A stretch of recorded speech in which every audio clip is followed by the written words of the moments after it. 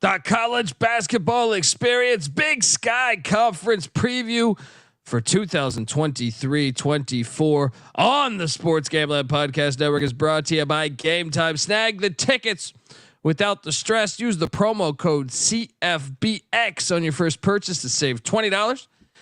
Download the Game Time app. Use that promo code CFBX for $20 off. We're also brought to you by Underdog Fantasy. Underdog has just added Pick'em Scorchers, where you can win 100 times the amount of money you enter. That's right. Turn $5 into $500 in just one game. Plus, every single Sunday, they're giving away $100,000. Use the promo code SGPN at Underdog Fantasy for a 100% deposit bonus up to $500. And finally, we're brought to you by Hall of Fame Bets, the sports betting research platform for parlays, player props, and game lines. Download the Hall of Fame Bets app or visit HOFBets.com. Use that promo code SGPN to get 50% off your first month and start making smarter bets today, people. Hey, what's up, you degenerate gamblers? This is Bill Burr, and you're listening to SGPN. Let it ride, baby.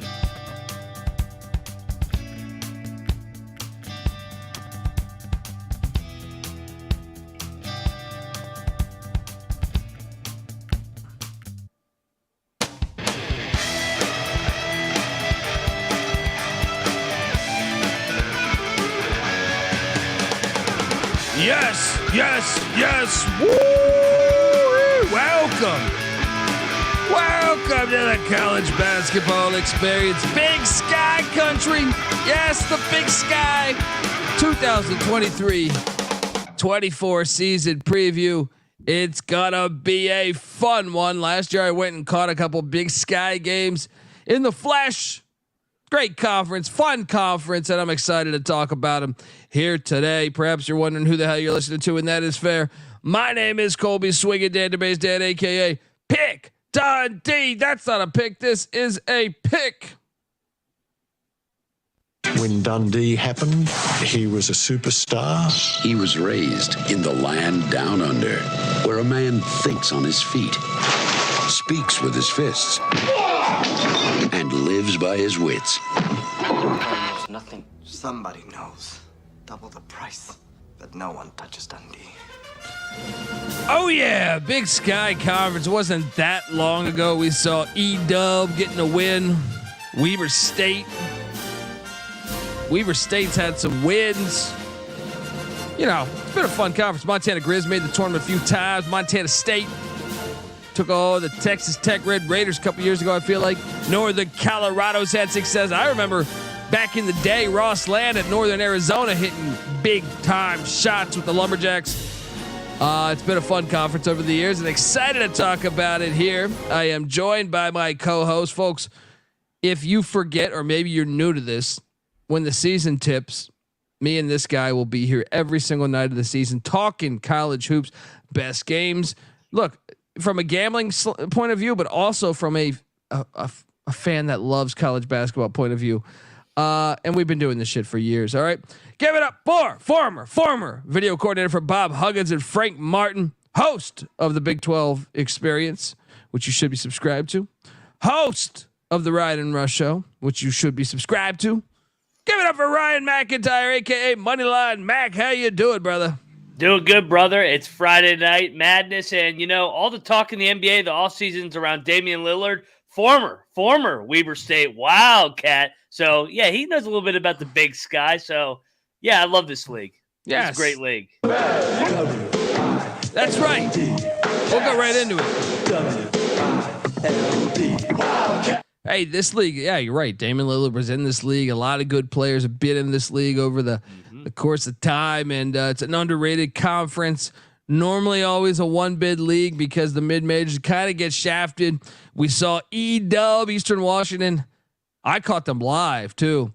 They were 16-0 in conference. 16-0 in conference before their season came crumbling down. It's hard to tell your players like we don't deserve the NCAA tournament after you have that much domination. Yeah. That is the heartbreak that I think people don't realize when it comes to college hoops is it's a marathon. you had a great regular season, and it just didn't turn out to the, you somehow didn't make it to the big dance. But damn it, you guys were winners. You were winners. That would be a hard thing to do, is telling the team, because they were the best team in the conference, but they just didn't get there. And that's life. Life's not fair. What was your take on this conference in Eastern Washington last year in general? Yeah, great league. The Montanas are always good. Weber State's always good, but EW stole the show. I mean, a couple years ago, we remember the Groves brothers. They pushed Kansas to the limit in the NCAA tournament, but underrated too. I know that they lost on a half-court shot to the 8 seed Northern Arizona, but how about them bouncing back and beating Washington State in the NIT in Pullman? So shout out to that program for not laying down. I know it's disappointing that you don't get to play in the big one, but anytime you get to go pick off the Power Five in the NIT, and that's rival, a rival, no doubt, in state rivalry. Yeah, exactly. So there was still a winning story behind it all. Look, I mean, this conference is going to be good again. A lot of good players transferred out, but there's some transferring in that I know they're excited about, and the conference will deliver like it always delivers. College basketball, I would challenge the listener, if they don't watch mid-major basketball, to go out of their way and pick a conference. You don't even have to go, there's 360 some teams. Just pick a conference, and I think you'll find that, man, these mid-major levels are awesome, and they're just as good as if not better in some conferences. The fact that you have so many close games and the competition's at a big time high. So check it out. Just consider it. Look, before we start talking Eastern Washington, because they are first alphabetically, I want to tell you that the college basketball experience is brought to you by the Game Time app. Yes, folks. Look, buying tickets to your favorite event shouldn't be that stressful. Game Time's the fast and easy way to buy tickets for all sports, music, comedy, and theater that is near you. With killer deals on last-minute tickets and their best price guarantee, you can stop stressing over the tickets and start getting hyped for the fun you'll be having at that very event. And look, they have the Game Time guarantee, which means you'll always get the best price. If you find tickets in the same section or row for less, Game Time will credit you 110% of the difference, people. So snag the tickets without the stress with Game Time. Download the Game Time app, create an account, use that promo code CFBX for $20 off. Once again, terms apply. Create that account. The redeeming code CFBX for $20 off. Download the Game Time app today. Last minute tickets, lowest price guaranteed. We're also brought to you by Hall of Fame Bets. Win bigger by betting smarter this NFL season with Hall of Fame Bets, a sports betting analytics platform for parlays, player props, and game lines.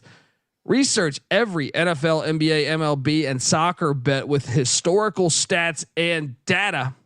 Stop betting in the dark and join over 30,000 users using Hall of Fame Bets to craft more intelligent, data-driven parlays. Download the Hall of Fame Bets app or visit hofbets.com. Use that promo code SGPN and get 50% off your first month today, and start researching and start winning with Hall of Fame Bets. All right, we are back on the college basketball experience. Shout out to, we got Coke Booger back in the chat. Yes. That's always fantastic. He says he's pumped. He loves Big Sky hoops, and so do we. Yes, we got Chad G. Yes, Noah is out chasing scattered ass right now. He's got his LeBaron.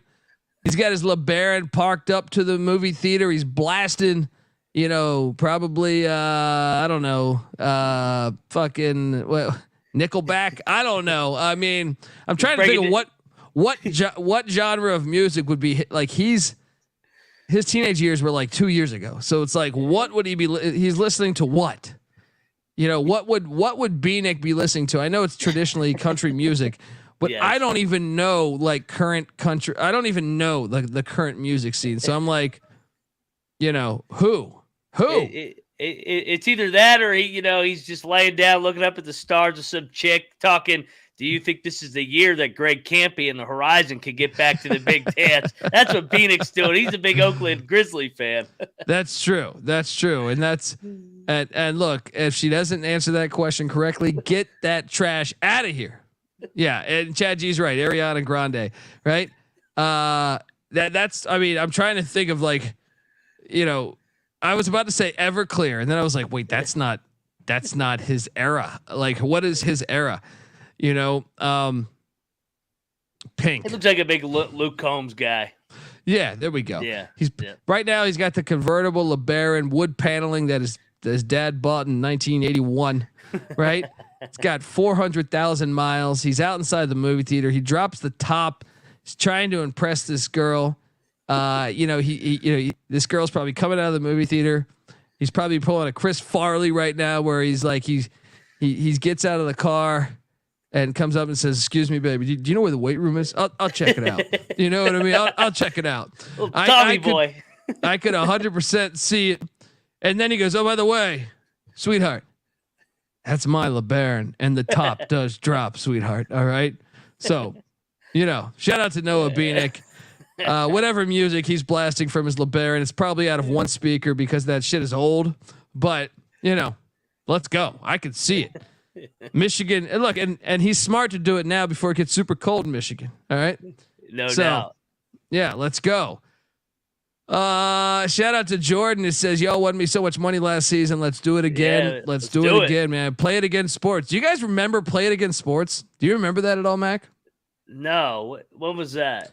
There used to be a store, and I don't know if this was a regional thing, called Play It Against Sports, where you could buy like used sports equipment. Like for me, when in the 90s, when I would go play, sports, especially ones like I had football and basketball equipment, but like if we went, I remember one year we did like street hockey, and I needed some gear, so I went to Play It Against Sports, and it's like the secondhand sports gear, right? It's like a secondary Models or something. Models. Yeah, it's like a thrift store. It's like a thrift store, but for sports. So you get like soccer cleats that have been used 37 fucking times. But that's what mom had to do for me. So I definitely went to Play It Against Sports. Let's play it against sports this year, folks. Benedict Dantold says he bought goalie pads. That's what I'm saying. I did the same, man. I played a few years of soccer, and I didn't even like soccer. But when you're a kid, you're just like, fuck it. Basketball and football were pretty much everything we played. Now we played some baseball. If I had to go pecking order, it was like probably basketball, football, like pretty even. The only difference is it was cold where we grew up. So maybe if you didn't have access to indoor hoops, maybe football would be a little bit more, because you could still play that when it was snowing or raining. But after that, it was baseball. And then, like I said, we did street hockey, and I even tried soccer. How about you, Mac? What's the pecking order for you growing up? Basketball was always one, and then it was baseball and football. So, and then ultimately golf. Golf is the more white and unathletic I got. I took up golf. Wait, but what age did you start golf? Probably 15. Okay. 16, yeah. Like me and my friends were never like. Now we did take I can recall. Yeah. I can recall taking a few golf clubs and like 20 golf balls to a field, and we all went to see if we could knock the golf ball to the house. Now that was our version of golf, because that was Top Golf before Top Golf. Yeah. And golf's an expensive fucking sport, man. I know. That's why I never got into it. That's why I never got into it. I was like, fuck this. Asking me for like $200 and I don't have the collared shirt on. You're giving me shit. I got to go home. I got to either buy a collared shirt, but cleats, hey, yeah. That's what I'm saying, man. Benedict Dantold was playing lacrosse. There you go. Okay. That's Maryland. That's why all old people play golf, because they got all the money. Yeah. That's very true. They say most business gets done there, but listen, I don't want to say anything, but a little birdie Colby played in the dome. I did play some basketball in a dome. Never football. I played flag football once as like a 20-year-old in a dome, and one of our good friends instantly, it was on AstroTurf, instantly tore his ACL, and that was the only time we ever played in a dome. Dome suck. Let's go. Let's get into this thing though, man. I know this chat's fantastic. I could do a stories episode right now, but Eastern Washington, the Eagles great program, man. They're a great program over the years. Doesn't matter. They've had 2 different coaches, really of late that have had great success. And the Eagles, they did get kind of beat down. David Riley's back for his 3rd season. Year 1 was a disaster, but boy, year 2 did David Riley, really get his team going. 23-11, 16-2 in the Big Sky, including starting out 16-0. Steel Ventures though, 15 points a game, gone. Tyrese Davis, 10 points a game, gone. Angelo Allegri, gone. Even Deion Stroud, gone. I mean, that's altogether you're talking about 44 points a game, gone. They did go out and get Jay Kyman from Wyoming. They also brought in a Salt Lake City Community College guy, Andre Molbia. Also Nick McLean from Daytona State coming in there. Don't show him Nakatomi Towers or Plaza, whatever the fuck. But this is a team. They returned Casey Jones, right? Who's actually super athletic, man. Mm-hmm. Casey Jones, like I went and saw Eastern Washington last year live. I think he could emerge this year. They also returned Ethan Price. Both those guys combined for about 49 minutes a game a season ago. Also Cedric Coward. He is back even on the bench. Dane, Eric Strupp, and Ellis Magnuson are back. But man, damn if this rotation isn't just. There's not a lot of depth on this team from an experience factor. Yep. I expect regression. Now they won't be as bad as they were 2 years ago in Riley's first year, but I do expect regression. And I don't know. I'm not as high. Last year's team I thought was pretty fucking complete, and I think they could have actually, had they made the tournament, really struck some fear into some teams. But I don't know about this year's team. What do you make of the Eagles, Mac? Yeah, you mentioned it. I see some regression coming. Really cool story on David Riley. I mean, he has literally worn every hat in this Eastern Washington program. Started as a GA, then director of operations, then an assistant, and ultimately head coach. So he bleeds Eastern Washington basketball. He's been there, done that, built this program up. But, I mean, you mentioned it. They won all these close games. They lose a lot of production, lose a lot of experience. I think they will finish in the top 3-ish in this league. But, I mean, I'm not expecting this team to go 16-2 again. That's almost unrealistic to expect them to duplicate what they did last year. But, I mean, they're still going to be a good program, better than his first year there. 100%. And yeah. Wouldn't shock me. You saw that last year, and in general in the Big Sky. Yeah. You get to conference play. I'm sorry, the conference tournament, and like the divide between 1 and 5 is razor thin. So like yes. It wouldn't shock me if they went dancing just because of the tournament. But in the regular season, I think they're going to be a team that's learning as they go. And I don't expect them to finish in first place in the regular season, but I think they could be a tough out in the conference tournament. How about yourself? Yeah, I completely agree. And I know Noah usually spotlights the scheduling portion of this. So I'll take that from him tonight. They're going to challenge themselves because they got bye games that funds these programs. They go to Utah, Ole Miss, Cincinnati, Stanford, Wazoo again, a rematch of the NIT, USC. Kind of play who's who, Washington. So they're making the Pac-12 tour in the final year of the Pac-12. But shit, they might be in the Pac-12 here with Wazoo and Oregon State for all we know. But yeah, I agree. I think they're going to be battle tested come league play. It'll be a team that gets better and better. Yeah, as the season goes along, I think that's one to watch. Culture, good culture there. Yeah, exactly. Let's move along to the Idaho Vandals. Man, the Vandals have had it tough lately. They have a first-year head coach, Alex Preble, coming in to Moscow, Idaho. I've been to Moscow, Idaho. Definitely a fun little town there. All right, a bit of a legend on the pool table there. Just to let you guys know. 10-22 a year ago, 4-14, and it was a tough year. They've had a tough program over the past few years. They really have. But there's only one way you can go from here. They lose Devontae Moffitt and Isaac Jones, who combined for about 38 points a game. I mean,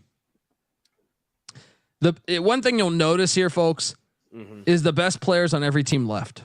You're going to see that in the entire Big Sky, more so than any other conference, I think, in America.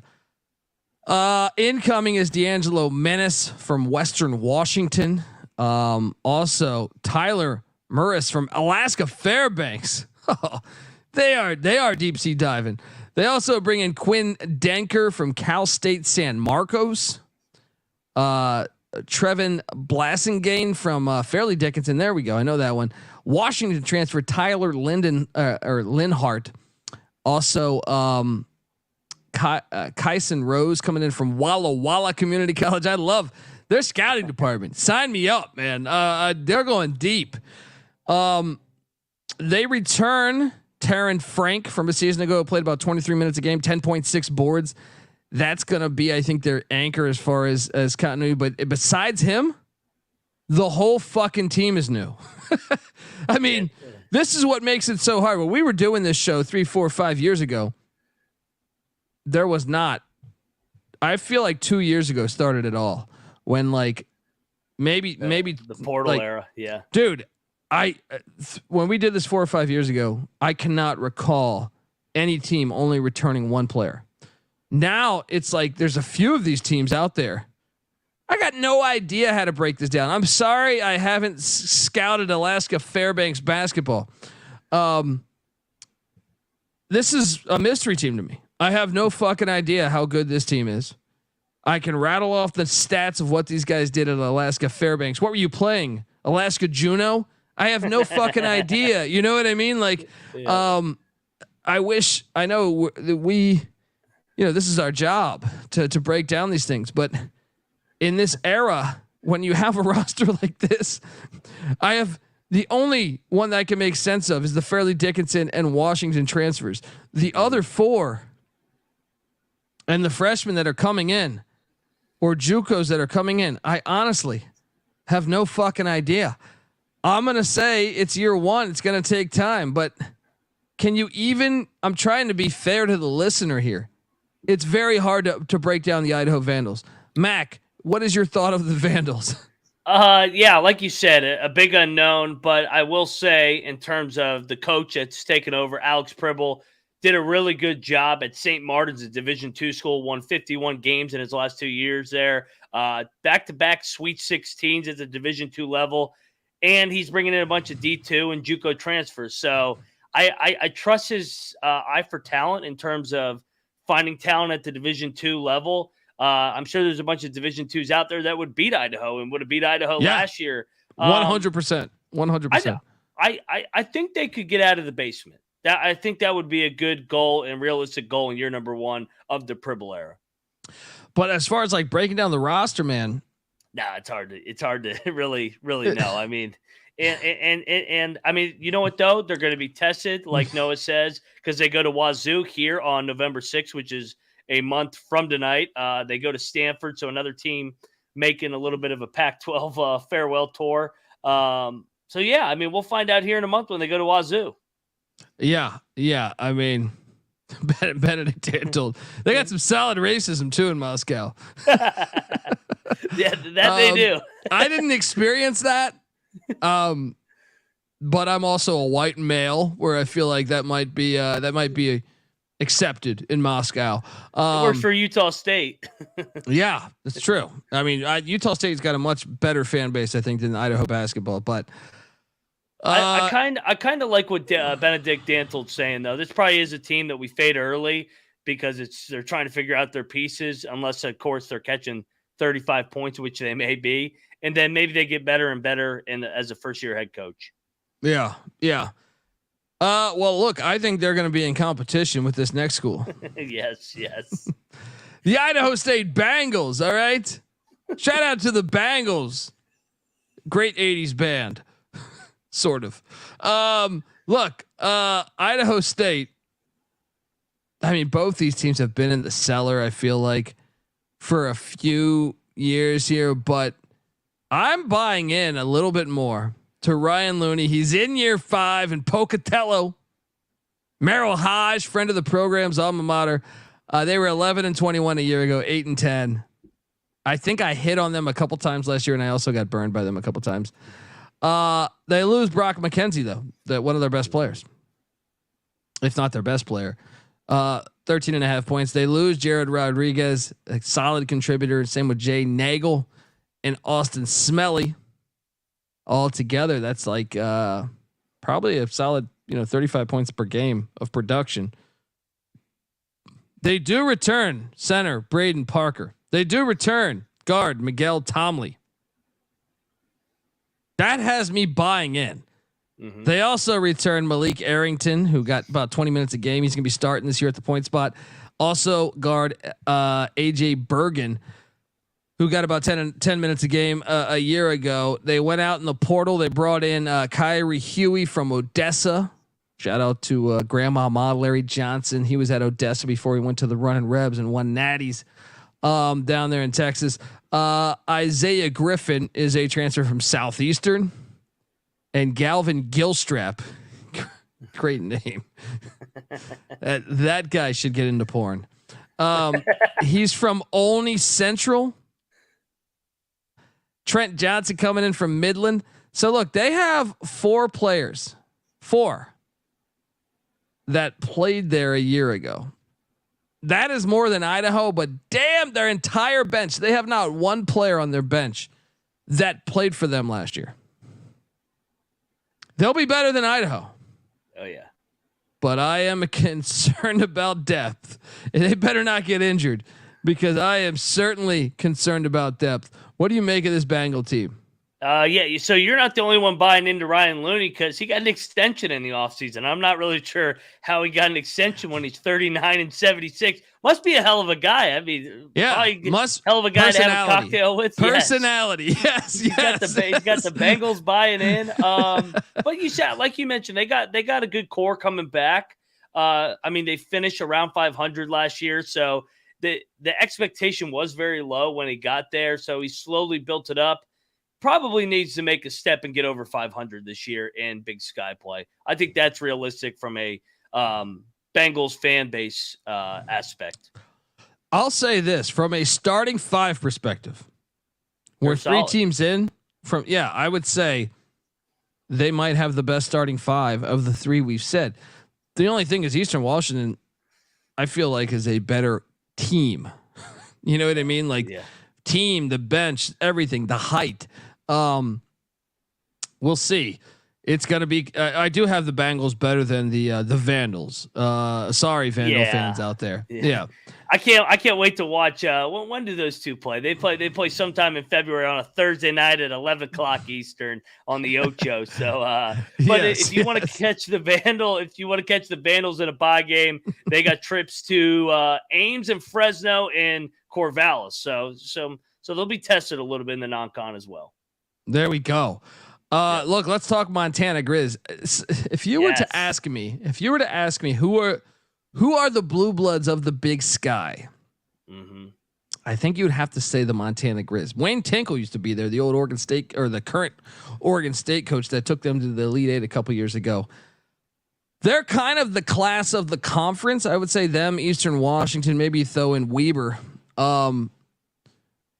But Travis DeCuire is in his 10th year. They were 17 and 14 a year ago, 10 and 7. They finished 4th in the Big Sky, which is characteristically, I would say, not where Mizzou fans or Grizz fans think. Not Mizzou, where Grizz fans should think they should be. You know, when they pack old Ken Dahlberg Arena, they lose Justin Bannon, their best player, 15 points, just about 9 boards gone. Lionel Martin and Mac Anderson gone as well. This is an encouraging team to me though. And Deshaun Thomas, their big man or one of their big men, is back. He averaged 11 points, just about 5 boards in 27 minutes last year. Also their guard play, I'm kind of high on. Brandon Whitley, Ainan Moody, both of them back. They combined for about 27 points, 6 boards and about 4 assists, maybe 5 assists. That is very encouraging. I know Gordon Williams is coming in from Santa Clara to start at the other guard spot. They're going to go 3-guard lineup. They also have a San Francisco transfer in Tajon Sawyer, not Tom Sawyer, Tajon Sawyer, And then they got a couple freshmen coming in that they're excited about, but they have depth. Even Josh Vasquez on the bench. It's a guy that played. He's a grad transfer, played 21 minutes a game for them last year. Oak, another guy on the bench that played. Same with Jackson Knapp. This is, to me, the team to beat out of the ones we've just mentioned. I think from a production standpoint of what's returning, the culture that they've built there over the past 20 years, I think as of the first 4 teams we've projected, they are by far to me the team I trust most. How about you? Yeah, no, hard to disagree with that. And you mentioned it. They have been probably over the last 20 years at that blue blood level, but quietly over the last 4 years, they have not been to the dance, and they have not finished above third in the Big Sky, which is kind of surprising because from a naked eye, I always think that they're right there to win it. So, I mean, it feels like they're kind of due to win this league once again because they've won it so many times under Wayne Tinkle and then under Travis DeCuire here. They bring back a lot. This is a veteran group. I really like this team so far. Like you said, this is the best roster, even better than Eastern Washington with all their departures. Yeah. I think of the ones we previewed so far, that's the one that catches my eye. Let's jump on over and talk about their rivals, the Brawl of the Wild, one of the best rivalries in football or basketball. Montana State, the Bobcats, they did make the tournament recently, but they lost their head coach. Danny Sprinkle was a home run hire, and now he's gone. So now they're counting on a transfer in Matt Logie. Logie? I don't know how to pronounce his fucking name, but Logie. Sounds like a beer. Yeah. This is a guy though that has 6 straight tournament appearances at the Division II level at Point Loma, where he was with the Sea Lions. Great fucking mascot. So, I mean, this is a guy that's been winning. Now, they return. Well, they lose their top guys. All right. Jabril Bellows gone, 13 points a game. Great Osobor gone. Darius Brown gone. Raquan Battle, who's a stud, is gone altogether. You're talking about, probably about 52 points a game gone. That's huge. Now he's gone out in the portal. He brought in Eddie Turner from Columbia and the Ivy League, Chika Naduka from the Portland Pilots, Brandon Walker from UT Arlington, John Olmstead from Arizona State, Jaden Duran from the Rice Owls, Aiden Gayer from Missouri State West Plains, and he brought in one of his own from Point Loma in Brian Garaki. And they returned a couple guys that got some solid burn a year ago. Tyler Patterson, I know, he was a reserve a year ago, but they like what he's 24 minutes a game. Him, Robert Ford III. These are guys that played substantial minutes on a good team a year ago. It's just hard to make sense of it. But I'll say this: I'm very intrigued by the hire, because when you win like that at a D2 level, I bet you're probably a damn good coach. Yeah. And they were 25-10 a year ago. I do expect regression, but I'm kind of very excited to see the Bobcats play. So I'm optimistic of this team heading into 23-24. How about yourself? Yeah, it's hard to go against this culture. And, there were question marks about the Danny Sprinkle hire 4 or 5 years ago, but this is a program that's won 52 games in the last 2 years. You mentioned it, Logie. He was really good at Point Loma. Went to back-to-back Sweet 16s last year. They were 29-4. He had a winning record against Division I opponents at the Division II level. I trust the culture there to find a way to stay in the top 4 in this league, despite all the departures. But like you said, a little bit of regression, just like E-Dub, but I trust the culture. Why is Coke Booger coming at you for taking RB? Who's RB? Raekwon Battle, baby. Mountaineers. Oh yeah. I got you. Went over my head there. Well, welcome to the transfer portal, Coke Burger. NIL. I'm optimistic about them though. I think they're going to be a team that is probably. I bet you November's the time to fade them. You want to talk? I know someone mentioned this for Idaho. I would say Montana State even to like the 10th degree. I bet you by like February, March, they're going to be really starting to strive, get in stride as a team. And I at that point, I bet you they're going to be a tough out. And you mentioned it in November to fade them. They go to Cal, they go to Washington. They actually don't have as many Pac-12 farewell tour games as the other ones. So yeah, them and EW are on our fade list early, but they'll be good late. Yeah, I want to talk about the Northern Arizona Lumberjacks because I went to. They had a great postseason run in their conference tournament, all the way to the championship game. I went to Flagstaff in January to watch them play at the Walk-Up Sky Dome. They were 12-23 in the regular season, 5-13 in the Big Sky, but they had a deep run in the postseason in their conference tournament. Almost made the NCAA tournament. But at the same time, they lose Jalen Cone, the former Virginia Tech transfer, joins Mark Madsen with the Cal Golden Bears, and Xavier Fuller's gone, and same with Nick Maines. So they lose 3 real key pieces. One of the things I was not super impressed with the coaching in the game I was at. Now Shane Bolkar, maybe that just happens occasionally in a game. I don't want to put too much blame on that, but they had a great run in the postseason. They seem to get their shit together, and maybe there's a lot of room for optimism on this upcoming year. They brought in Carson Basham from from Pepperdine, right by me, right by my house right now. They don't really return Carson Tout would be their one guy that averaged double digits from a year ago. The guard play Oakland Fort Liam Lloyd, which is the son of Tommy Lloyd, at the 2 guard, Trenton McLaughlin at the other guard spot. They all played substantial minutes, so I think okay, you got something to build on there. They're going to know the system, they're going to know the culture and what they expect. On the bench, Jack Wistrell is there, 14.5 minutes a game as a freshman last year. I expect him to get much more minutes. Diego Campusano is back. He only played 4 minutes a game a year ago. I know they're waiting on a waiver for Jaden Jackson, I think. And they got a bunch of newcomers coming in, but they're an interesting team because if they can capitalize on what they did in the postseason last year, I know they lost a couple key guys. I don't know. I think they could be a team that could be a tough out in this conference, but at the same time, I think Montana is on a different level than them. So, what do you make though of NAU? So remember, I gave out these guys to beat EW in the quarterfinal on the money line because my logic was they lost all these close games. They lost 10 conference games by 5 or less points. So they were a weird team where they were the 8th seed, but it felt like they were much better than they were. And finally, they got the luck to go their way in the tournament. You mentioned it, Burkar. You're mentioning the coaching. Maybe that is a reflection of the coaching that they lose all these close games.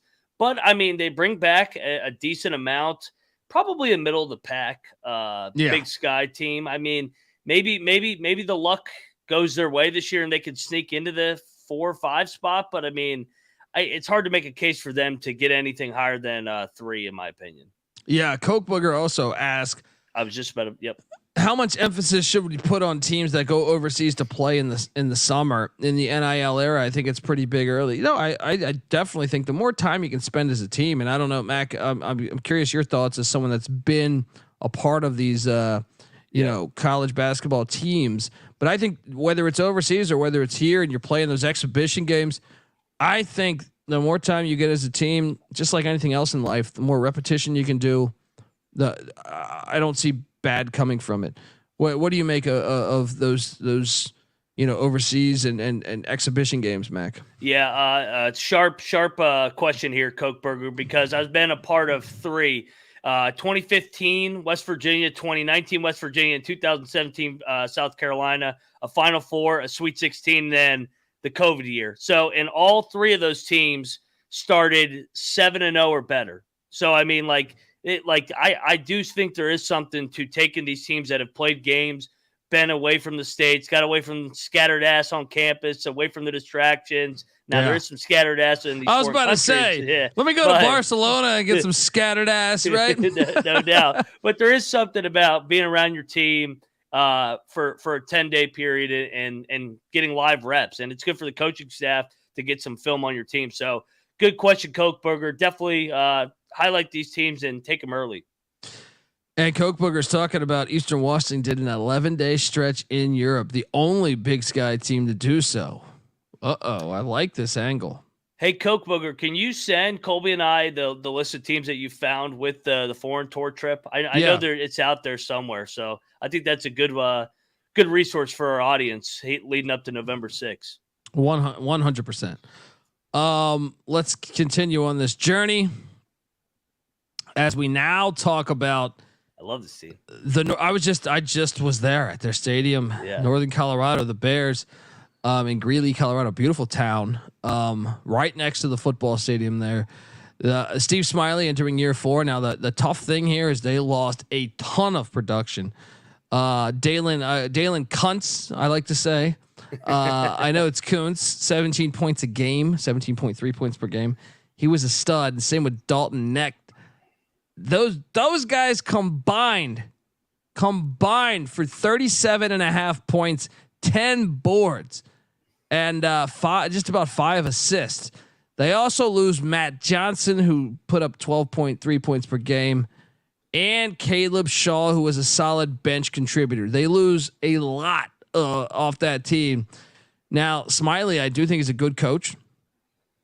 But he's got his work cut out for him because losing those guys once again, it seems like every team lost a ton. Now he went out, tried to stay proactive in the portal, brings in St. Thomas from the Ramblers of Loyola Chicago, brings in Marcel McCreary from Air Force, brings in Jerron Riley from Samford, the Bulldogs there in Alabama. Also, DeJour Reeves from Trinidad State. I hope that's not located in the country of Trinidad. One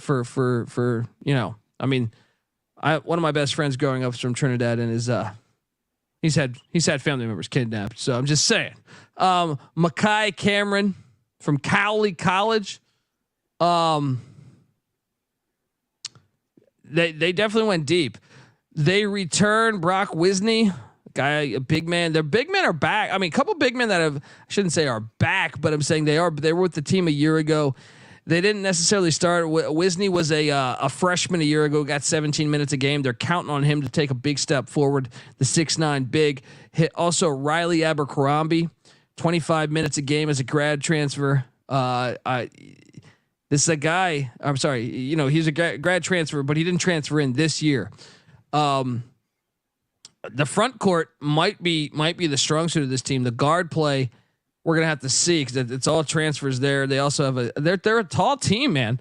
They got Theo Hughes, a 7-foot senior there, played about 16 minutes a game a year ago. Oh man, I kind of I love the coaching situation here, but damn if they didn't lose a lot, man. And I expect them to take a step back. How about you? Yeah, you mentioned it. Big year for Smiley. He took over for Jeff Linder. He was on his staff when he went to Wyoming. They had it rolling there for a little bit. I mean, they won 22 plus games 4 out of 5 years. Took a step back, going 12 of 20 last year. Maybe a new group's going to be better. Fresh new group to coach up.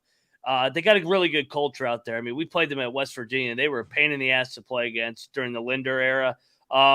Probably a middle of the pack team, though. I mean, this is another hard group to handicap with all the new faces, but probably fade them early and ride them late again. And I feel like a guard play is so huge in college hoops, and you look at the guard play here, you're like, I don't know, maybe they're good. I just need a little more tape. Look, before we get to the next team, I want to tell you that the college basketball experience Big Sky season preview is brought to you by Underdog Fantasy. Look, Underdog Fantasy has a way to play alongside your favorite football team all season long. Underdog has just introduced Scorchers. Yes, go 5 for 5 and pick up Scorchers and enjoy a spicy 100 times payout.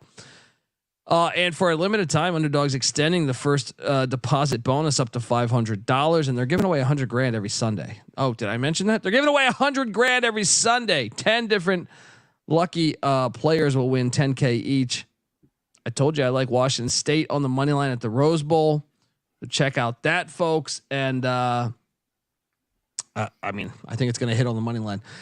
So watch the log, make picks, and maybe make a little extra cash over on Underdog's mobile app or website, underdogfantasy.com.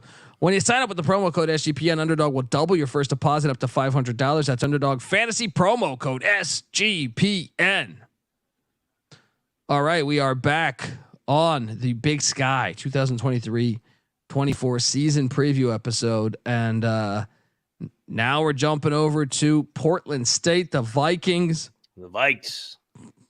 This is a team that Jase Coburn, third season there, coaching in front of the Viking Pavilion. They were 12-19 a season ago, 6-11 in conference. Once again, Cam Parker, their best player, gone. Man, it's tough in the Big Sky. All your best players gone.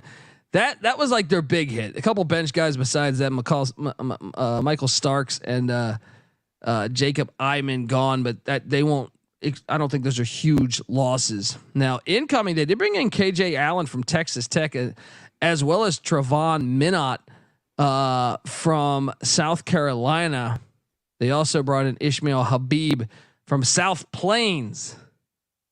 Habib's projected to be their starting point guard. Oh man, Hunter Woods is back at the forward spot. He averaged just about 10 points a game, 26 minutes in action every game. Jarrell Satterfield is their top returning scorer, 13 points a game. You know, they kind of have more depth returning. Mm-hmm. I actually think if I was going to say there's a surprise team, it might be this team, because pending Habib at the point, because point's such a huge position in college basketball, I feel like this is a team that kind of brings back the most production, including Kendall Munson. Relation to Roy. But dude, I mean, at least they bring back some depth here. Like, I think if there's one team we've previewed so far that is mostly intact, I would say it's the Portland State Vikings. What do you think of this team? Yeah, this could be a surprise team. You mentioned it, year 3 of the Coburn era. A lot of close games last year as well. I feel like this league always came down to 1 or 2 possessions when we were watching those games on Thursday night. But they got some good veterans back. This could be a situation where Coburn and your number 1 was 10-10 last year. A little bit of a step back, 6-11 in league. I think they go back closer to that 10-10 mark, maybe over 500 in league play. I think this could really be a surprise team. Yeah. It's hard to get a gauge on some of these other teams now. You can count on Northern Colorado's coaching. You know, maybe Montana State's new hire gets it going by February. But as far as early season play, I think Portland State might be one of the better teams based off of what they're bringing back. Yeah. Let's talk a little bit about Sac State, the Hornets' nest. Oh man, I watched this team a lot last year, and David Patrick's in year 2. Yeah, they were a hard team for me to understand last year, man. 14-18 a season ago, 7-11 in the Big Sky. There was moments where I thought this team was decent, and then I'd bet on them, and they would suck. They were a hard team for me to get a gauge on. They lose Zach Chappelle and Caleb McRae. They're 2 of their better players. They also lose Cameron Wilbon and Gianni Hunt, all solid contributors. However, there are some players back. Ekal Maywin, 25 minutes a game, just about 10 points a game. Austin Patterson is back. And then Quadri Adams is back on that bench, played about 13 minutes a game. But then the rest of this is really portal guys. They were active in the portal. Duncan Powell's coming in from North Carolina A&T, Terrell Furman's squad. They went out and got Z Hamoda from Utah State. Ryan Odom was there. Emil Sciata from Central Michigan. Jacob Holt from Santa Clara. They brought in a lot of guys. It's a hard read, man. Like, Yeah. I expect regression, but if some of these transfers work out, maybe they surprise. I mean, somebody has to win these games. A lot of these teams look like Sac State, where it's hard to get a gauge on who exactly they are. What's your take on the Hornets? Yeah, you mentioned it, David Patrick, year number 1 there, and you talked about it. They showed flashes. They were 5-3 in league play with coming down the stretch, and then they lost 7 out of 9 headed into the tournament, and then bowed out in the first round. So kind of collapsed down the stretch. Weird team, big portal additions, a lot unknown. I think this is a team we fade early, and maybe we back come league play because if they get better and better. I lean to the other teams. For example, like Northern Colorado and Portland State. I like them a little bit more than Sac State just because of the unknown and how they finished last year. Yeah, and Coke Booger's a big fan of your gas station mug. He says, "Oh yeah, it's the way you should do it." Oh yeah, it's gonna be the mug this year, baby. Every single night. It looks like a beer pong cup, man. What is that called again? The Dixie cups, man. I can fit 2.5 cold ones in this bad boy. Let's go. Less trips to the fridge. Yeah, there you go. Hey, you got to have something big for these 3-hour shows we're going to be doing on these Friday nights for these Friday nights, slates. man. Yeah. I got a son on the way, man. I'm like, don't have it happen on a Friday night, man. Yeah. You got to get to your sons. Who's winning Sac State, Portland State? Let's jump around now and talk about the final team.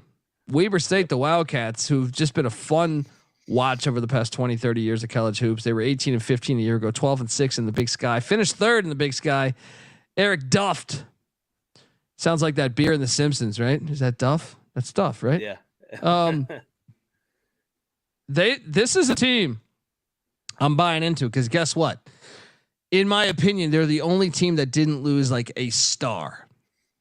Yes, they lose Zaire Porter 6 points a game. Yes, they lose Junior Ballard 7 points a game, and Daniel Ruzon 3 points a game. But I'm buying into the fact that they return some key pieces. Dillon Jones 16.7 points a game. Steven Verplanken, great fucking name. You should there's definitely a Clue character based off him or a Guess Who character, something. I don't know. And then they bring in Blaze Threat from Colorado Mesa, who lit it up at Colorado Mesa, 19 points a game. They also have just returning production. KJ Cunningham was with them, 26 minutes a game last year. I know he didn't light it up on the scoreboard, but that's a lot of minutes in Big Sky play. Also, Alex 2, the 6'11 center, 20.5 minutes a game. Dyson Kohler, 24 minutes a game. Kind of a guy on the defensive end that they're big on. Even Hanjay Tamba, about 11.5, 12 minutes a game. The returning production here, Louis Jordan, and then the fact they go out in the portal, they bring in Blaze Threat from Colorado Mesa. They also bring in Arnaud Ravaz from the Maryland Terrapins, my mother's alma mater, and Benedict Dantold squad. They also went to Finland and brought in Vajami Vartanian. They also went to Serbia and brought in 2 guys, Marko Saranak and Namaja Saranak. They got the Saranak brothers coming in from Serbia. I'm just making that assumption. Oh man, I can tell you this. They're my favorite to win the Big Sky right now. They just return so much production. And if Threat needs to be the real deal at the point spot, but I think I lean them as the favorite to start things off here. What do you make of Weber State? Yeah, hard to poke holes with this team. Eric Duff, first year last year, took over for Randy Raw, who had been there for 15, 16 years, who coached Damian Lillard, who we talked about. Many good players over the years. It felt like they started slow, a little bit of a transition year from the long-term coach to the new coach. But they finish strong and they bring back a lot. This has got to be your preseason probably pick to win this league. Them and Montana seem like they got the most production coming back. I just peeked at their schedule. A little disappointed that they don't have some high majors on there. They play St. Mary's early, Gardner-Webb, Colgate. I think this is a team you back early because of the experience coming back. So, yeah, I like this Weber team to potentially get back to March here. Yeah. And Benedict's asking if my son's name is going to be Dikembe Dan. No, it's Butkus. Shaquille. Butkus. Yeah, you know what I mean? Butkus. In the name of Dick Butkus. Subscribe to the College Football Experience. No, I completely agree. I think your top two favorites, and I know we're going to get to our pecking order now, but it shouldn't come as a shock to anyone that covers this conference or is just doing their homework on what is coming in and what is returning.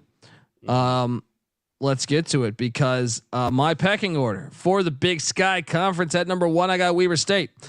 At number 2, I got Montana. This is where it gets interesting. At number 3, I'm taking Portland State. No. Oh, Yeah. 3, because the regular season conference play is a little tricky because that doesn't start until, a little later on. But give me Portland State. At 4, I will buy into the fact that Montana State will have their shit together by conference play. So I got the Bobcats at 4. At 5, Eastern Washington. 6, Northern Colorado. 7, Northern Arizona. 8, Idaho State. 9, Sac State. And 10, the Vandals of Idaho. Maybe you could talk me into swapping Sac State and Idaho State. Give me your pecking order for the Big Sky Conference, Mac. Yeah, I got the Vandals in the basement, unfortunately. But I also got Sac State at 9, Idaho State, the Bengals at 8, and then I got the Northern Arizona Lumberjacks at 7, Northern Colorado. I think they get a little bit better this year. Finish 6. I got your guys Portland State at 5. I'll trust the culture here in these next 2 of Eastern Washington at 4, Montana State to find a way to still finish in the top 3. I trust that culture. Montana, the Grizzlies at number 2, and then we mentioned it, Weber State, the Wildcats back at number 1. It's pretty obvious to me. It's going to be them or Montana. Watch us. What's that? I said, you know what I love about this league too, because they only have 10 teams. It's a true round robin, which is what I love. I loved about the Big 12 and I loved about the Big East. You get a true champion, home and home. Yeah, that's the way it should be, man. These conferences with 77 teams, I hate it. But look, you don't like Rutgers, UCLA? Yeah, nice little ocean battle between the Regional Pacific and the Atlantic. Folks, every night of the season we'll be here. We're previewing all 31 conferences. I feel like this is conference like 6. Go listen to the other ones. They're all out there. As the chat was talking about what's next, we got the Big 12, Big 10, Big South scheduled for early next week. Even though I definitely have to have a root canal, which will be fun. Nothing like talking college hoops while I get a fucking root canal on some pain meds, couple Modelo's, the way it should be. All right. They call that the Limbaugh. All right. Anyway, folks, we appreciate you and appreciate the whole chat rocking along. Previews are coming. Let's go. And shout out to the whole chat. Chad G's a fucking fantastic human being. Got a chance to hang out with Chad. Like a week or 2 ago. Really nice guy. Shout out to Coke Booger. With that type of name, I know he's a nice guy. And and Benedict Dad told it's only a matter of time before we share a beverage. Together. We're not going to share one beverage, but you know what I mean. We're not going to fucking sit there and say, no, you're sip, dude. All right. I don't think so, unless we're stranded in the desert. But shout out to the whole chat. Everyone's awesome. We're going to build this thing back up again. So November 5th, when the season tips November 6th, November 5th, we're going through, it's like 130 games. It's going to be fucking fantastic. So let's go. Shout out to everybody. Let's go. Subscribe to the College Basketball Experience. Like I said, Big 10, Big 12, Big South, CUSA, CUSA coming. Subscribe, youtube.com/the college experience. You can watch this episode. Moneyline Mac is on Twitter at Moneyline_Mac. 2 straws, 1 drink. Can it be the swirly straws, man? Back in the day. I'm on Twitter at TheColbyD. Give me a follow. Give Mac a follow. The College Basketball Experience is on Twitter at TCE on SGPN. Yes, and remember, folks, tomorrow morning, I get up at 5 in the morning here. I get to the studio, right?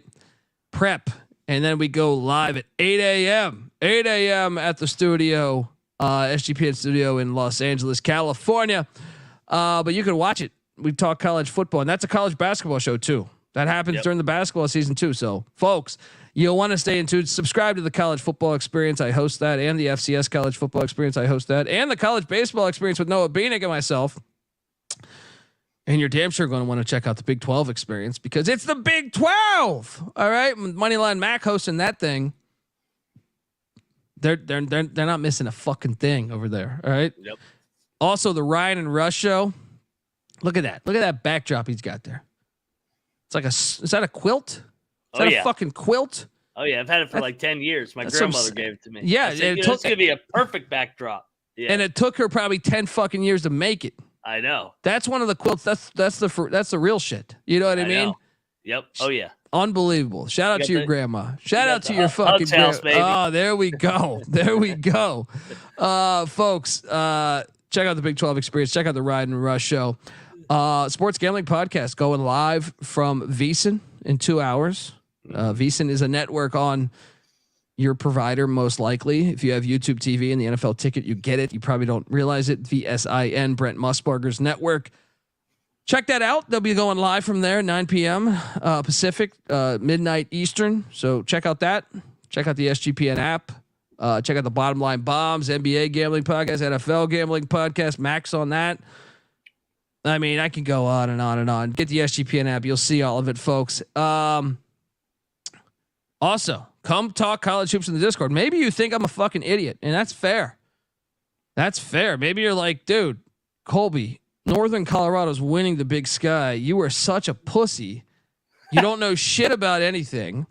All right. Well, come tell me that. Come tell me that in the Discord, folks. All right.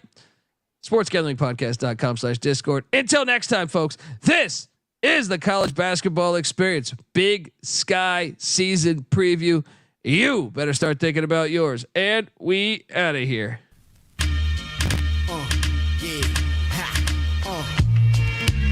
Vietnam, LOB, Brooklyn, my brethren on the other side, pay respect, give a call, let them know I'm stepping on their turf, so no misunderstanding come amongst us. Commission made the rule, who should live or die, and if I violate the code, I just might get found on a desolate road, but that just happens to a sneak thief. Me, I'm the chief of my conglomerate, 5 deadly venoms, I promise this, mash a manpower, make the earth rain, hell, snow, and quake like bombs blowing up in Kuwait, and if a cat up on no seas team, fuck on my bed, I ask a favor of the laws and send them out to slay red.